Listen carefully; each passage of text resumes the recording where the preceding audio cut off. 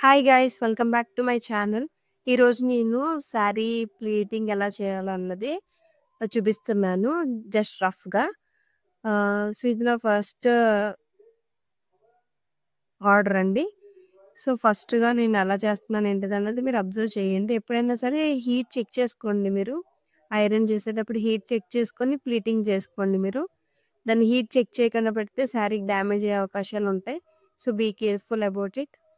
So ఎవరికైనా కావాలి అనుకుంటే గనక మీరు డెఫినెట్‌గా నాకు పింగ్ చేయొచ్చండి. ఆర్ ఇన్‌స్టాగ్రామ్‌లో కూడా టెక్స్ట్ చేయొచ్చు. నచ్చితే గనుక please do like, share and subscribe. Support me guys.